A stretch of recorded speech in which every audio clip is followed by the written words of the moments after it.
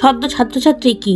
School ছুট ছাত্রছাত্রী কি? একজন শিক্ষক শিক্ষিকার স্কুলের মধ্যে কি মোবাইল ব্যবহার করা উচিত? প্রাক প্রাথমিকে শিশুদের লেখা শেখানোর আগে কোন বিষয়গুলি আপনাকে শেখাতে হবে? পরবর্তী 5 বছরে আপনি নিজেকে কোথায় দেখছেন? শিক্ষার্থীকে বিদ্যালয়ে তুই নাকি তুমি বলে সম্বোধন করবেন? আপনি যদি আমার মতো 2022 সালে টেট পাস চাকরিপ্রার্থী হন, তাহলে এই প্রশ্নগুলি অবশ্যই আপনার চেনা চেনা লাগছে। তো আজকে নিয়ে এসেছি এই সমস্ত কোশ্চেনের সম্ভাব্য কিছু প্রশ্নোত্তর এবং এগুলি ছাড়াও আরো কিছু প্রশ্নোত্তরের বিস্তারিত আলোচনা। So welcome viewers, you are watching apparently Arfin. আপনি যদি 2022 টেট পাস চাকরিপ্রার্থী হন, তাহলে এই ভিডিওটি প্রথম থেকে শেষ পর্যন্ত আপনার জন্য খুবই গুরুত্বপূর্ণ হতে চলেছে। তাহলে বেশি দেরি না করে সরাসরি চলে যাই আমাদের প্রশ্নোত্তর পর্বে। আজকের বিষয় ছদ্ম ছাত্রছাত্রী বা স্কুল ছুট ছাত্রছাত্রী এবং কিছু সিচুয়েশন বেসড কোশ্চেন। প্রথমেই বলি, স্কুল ছুট ছাত্রছাত্রী কি? প্রাথমিক বিদ্যালয়ে বর্তমানে বাংলা শিক্ষা পোর্টালের মাধ্যমে প্রাথমিক স্তরে অনলাইনে সমস্ত নথি বা রেকর্ড লিপিবদ্ধ করা হয় বা কাজ করা হয়। সেখানে স্কুলে ভর্তি থেকে শুরু করে বিদ্যালয়ের সমস্ত কাজকর্ম, যেমন পরীক্ষা, মিড ডে মিল, পরবর্তী ক্লাসে ওঠা, সবকিছুই নথিভুক্ত করা হয়। বছরের শুরুতে দেখা যায় যত ছাত্রছাত্রী নতুন ক্লাসে ভর্তি হয় বা পুরোনো ক্লাস থেকে নতুন ক্লাসে ওঠে, তাদের নামও ওই পোর্টালে নথিভুক্ত করতে হয়। কিন্তু স্কুলে ভর্তির বেশ কিছুদিন পরে দেখা যায় যে কিছু ছাত্রছাত্রীরা স্কুলে আর আসে না বা পড়াশোনা চালায় না, তারা স্কুল ছুট ছাত্রছাত্রী নামে পরিচিত। তো এর ফলে তাদের নামগুলো পোর্টাল বা খাতা থেকে কেটে যায় এবং এরাই হয়ে ওঠে স্কুল ছুট। এবার আসি, ছদ্ম ছাত্রছাত্রী কি? ছদ্ম ছাত্রছাত্রীরা হলো সেই সমস্ত ছাত্রছাত্রী যারা স্কুলে ভর্তিতে হয় কিন্তু নিয়মিত ক্লাসে আসে না, হয়তো কোনো কাজে যায় অথবা কোনো প্রাইভেট স্কুলে ভর্তি হয়ে যায় এবং শুধুমাত্র পরীক্ষার দিনগুলোতে এসে পরীক্ষা দিয়ে যায়।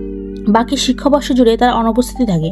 এই ধরনের ছাত্রছাত্রী যাদের পোর্টাল বা খাতায় কলমে যাদের নাম আছে ঠিকই, কিন্তু প্রতিদিনের ক্লাসরুমে তারা অনুপস্থিত থাকে, এরাই হলো ছদ্ম ছাত্রছাত্রী। বর্তমানে স্কুল ছুট ছাত্রছাত্রী ও ছদ্ম ছাত্রছাত্রীর সংখ্যা বহুল অংশে কমে গেছে মিড ডে মিল প্রকল্পের মাধ্যমে। চলে যায় পরবর্তী সিচুয়েশন বেসড কোশ্চেনে। মিড ডে মিল রান্নার পর তুমি যদি খেয়াল করো বা জানতে পারো যে খাবারে কোনো অপদ্রব্য পড়েছে বা আরশোলা, টিকটিকি বা অন্য কোনো পোকা পড়েছে, তাহলে তখন তুমি একজন শিক্ষক হিসেবে কি করবে? এখানে আমার মনে হয় যে সম্ভাব্য উত্তরটা হতে পারে সেটা হলো, আমি অবশ্যই তখন ওই খাবারগুলি আর বিতরণ করতে দেব না এবং প্রধান শিক্ষক মহাশয় এবং আমার অন্যান্য সহশিক্ষকদের সাথে আলোচনা করে স্কুলের ফান্ড বা তহবিল থেকে কিছু পয়সা নিয়ে এবং নিজেরা কিছু টাকা দিয়ে শুকনো খাবার, যেমন ধরুন মুড়ি, বোঁদে, কলা, কেক, বিস্কুট, এই ধরনের খাবার ছাত্রছাত্রীদের মধ্যে বিতরণ করব, যাতে সেই দিনটাতে তারা বাচ্চারা অভুক্ত না থাকে এবং পরবর্তীতে মিড ডে মিলে এই ধরনের সমস্যা যেন না ঘটে তার সম্বন্ধে ওয়াকিবহল ও তৎপর থাকার চেষ্টা করব। চলে যায় পরবর্তী কোশ্চেনে। স্কুলে একজন শিক্ষক হিসেবে বা শিক্ষিকা হিসেবে তুমি খেয়াল করলে একটা বাচ্চা খুব জোরে জোরে কাঁদছে এবং বায়না করছে বাড়ি যাবে বলে, তখন তুমি কি করবে? আমার মনে হয় যে প্রাক প্রাথমিকে বা ক্লাস 1-এর বাচ্চাগুলোর মধ্যে এই সমস্যাটা খুবই আসতে পারে এবং একজন শিক্ষক বা শিক্ষিকা হিসেবে আপনার অবশ্যই উচিত এই পরিস্থিতিতে পড়লে কিভাবে সেই পরিস্থিতিটা হ্যান্ডেল করবেন সেটা জানা। তো আমার মত অনুযায়ী সম্ভাব্য কিছু করণীয় যে বিষয়গুলো, সেগুলি হচ্ছে, প্রথমে আমি একটু হাসি মুখে বাচ্চাটির কাছে গিয়ে তাকে জিজ্ঞাসা করব সে কেন কাঁদছে, তার কি শারীরিক কোনো সমস্যা হচ্ছে? যদি তার সত্যি শারীরিক কোনো সমস্যা হয়ে থাকে, তাহলে অবশ্যই প্রধান শিক্ষক মহাশয়ের সাথে কথা বলে তাকে বাড়ি পাঠানোর ব্যবস্থা করব। কিন্তু সে যদি অনবরত কেঁদেই যায়, হয়তো তার কোনো শারীরিক সমস্যার জন্য নয়, বরং হয়তো সে বাড়ির জন্য মন খারাপ করছে বলে কাঁদছে বা এখানে বা স্কুলে তার ভালো লাগছে না বলে কাঁদছে, তাহলে সেই মুহূর্তে আমি চেষ্টা করব তার মনটাকে একটু ডাইভার্ট করার, যেমন বিভিন্ন অ্যাক্টিভিটি করে বা তাকে অ্যাপ্রিসিয়েট করতে পারি। যেমন সে যদি চুল বেঁধে আসে বা ঝুঁটি বেঁধে আসে, তাহলে তাকে বলা যেতে পারে, ও মা, কি সুন্দর লাগছে তোমায়, এত সুন্দর করে কে চুল বেঁধে দিল তোমায়? বা তাকে তার হবি সম্পর্কে জিজ্ঞাসা করা যেতে পারে যে তুমি কি ছবি আঁকতে পারো, ছবি আঁকতে ভালোবাসো? এইভাবে বাচ্চাটির মনকে ডাইভার্ট করা, অথবা সম্ভব হলে তার সাথে সমবয়স্ক একই ক্লাসের বাচ্চাদের সাথে বন্ধুত্ব করিয়ে দেওয়া। এতে কি হবে, তখন বাচ্চাটি বাড়ি যাওয়ার কথা বলে বন্ধুগুলোর সাথে মিলেমিশে পড়াশোনায় অবশ্যই মন দেবে। এবং শিশুরা সবসময় মজার ছলে পড়াশোনা করতে ভালোবাসে, তারা এই পুঁথিগত বিদ্যা বা পদ্ধতি অত পছন্দ করে না। তো আমরা চেষ্টা করতে পারি মজার ছলে অ্যাক্টিভিটি সহ কোনো মজার ছড়া অ্যাক্টিংয়ের মাধ্যমে তাদেরকে শেখানোর, যাতে তারা মজাও পাবে এবং স্কুলে আসতেও পড়াশোনা করতে চাইবে। যেমন হাট্টিমা টিম ছড়াটাও হতে পারে, হাট্টিমা টিম টিম, তারা মাঠে পাড়ে ডিম, তাদের খাড়া দুটো শিং, হাট্টিমা টিম টিম। আশা করি হাট্টিমা টিম ছড়াটা তোমরা সকলে জানো। সেটা অঙ্গভঙ্গি দিয়ে এবং অ্যাক্টিংয়ের মাধ্যমে বাচ্চাদের শেখালে আমার মনে হয় বাচ্চারা অনেকটাই মজা পেতে পারে। এবার চলে আসি পরবর্তী প্রশ্নে। প্রাক প্রাথমিকে শিশুদের লেখা শেখার আগে কোন কোন বিষয়গুলি শেখাতে চাইবেন একজন শিক্ষক হিসেবে? প্রাক প্রাথমিকে শিশুদের লেখা শেখানোর আগে অবশ্যই তাকে নির্দিষ্ট শব্দ বা ধ্বনি সম্পর্কে ধারণা দিতে হবে এবং শিশুর হাতের পেশিগুলি যাতে লেখার উপযোগী হয় তার জন্য অবশ্যই তাকে সুনির্দিষ্ট কিছু হাতের ব্যায়াম শেখাতে হবে এবং অবশ্যই শিশুকে সোজা ও বাঁকা ডাক টানা শেখাতে হবে। তাহলে খুব সহজেই একটি শিশু লেখা শিখতে পারবে এবং ভবিষ্যতে তার হাতের লেখা সুন্দর হবে। প্রাক প্রাথমিকের কর্মপত্রেই বাচ্চাকে লেখা শেখানোর আগে তাকে সোজা এবং বাঁকা দাগ টানা শেখাতে বলা হয়েছে। পরবর্তী কোশ্চেনে আসি। ইন্টারভিউ কক্ষে আপনাকে হয়তো জিজ্ঞাসা করা যেতে পারে যে পরবর্তী 5 বছরে আপনি নিজেকে কোথায় দেখতে চাইছেন। এই প্রশ্নটা যে কোনো ধরনের ইন্টারভিউর ক্ষেত্রে খুবই একটা ইম্পর্টেন্ট এবং কমন একটা প্রশ্ন বলা যেতে পারে।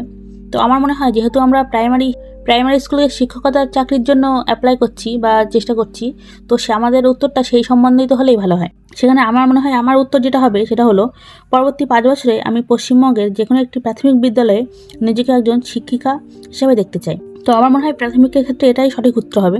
যদি আপনাদের অন্য কিছু মনে হয় যে এর উত্তরটা আরও ভালোভাবে দেওয়া যেতে পারে, তাহলে সেটা আমাকে কমেন্ট করে জানাতে ভুলো না। চলে যাই পরবর্তী কোশ্চেনে। শিক্ষার্থীকে বিদ্যালয়ে তুই নাকি তুমি বলে সম্বোধন করবে। এই প্রশ্নের উত্তর আমি যেটা লিখেছি সেটা হলো, আমি যখন কোনো বিদ্যালয়ের শিক্ষিকা হিসেবে কর্মরত হব তখন অবশ্যই প্রত্যেক ছাত্রছাত্রীকে তুমি বলে সম্বোধন করার চেষ্টা করব। কেননা আমার মনে হয় ছোট হোক বা বড় সকলের মধ্যেই কিন্তু আত্মসম্মানবোধ রয়েছে, এবং যেহেতু শিশুদের বিদ্যালয়ের মধ্যেই সর্বাঙ্গীন আত্মবিকাশ হচ্ছে, তাই তার আত্মসম্মানের বিকাশও এখানেই হচ্ছে। তাই তুই বলে সম্বোধন করে আমি তাদের আত্মসম্মানের বিকাশে ব্যাঘাত ঘটাতে চাইব না। পরবর্তী কোশ্চেন। একজন শিক্ষক হিসাবে আপনি কি মিড ডে মিল খাবেন কিনা। এই প্রশ্নের উত্তর বিভিন্ন জনের কাছে বিভিন্ন রকম হতে পারে এবং এগুলি সবই সিচুয়েশন বেসড কোশ্চেন। তো আমার মনে হয় মানুষভেদে প্রত্যেকের উত্তরই হয়তো একটু ডিফারেন্ট হতে পারে।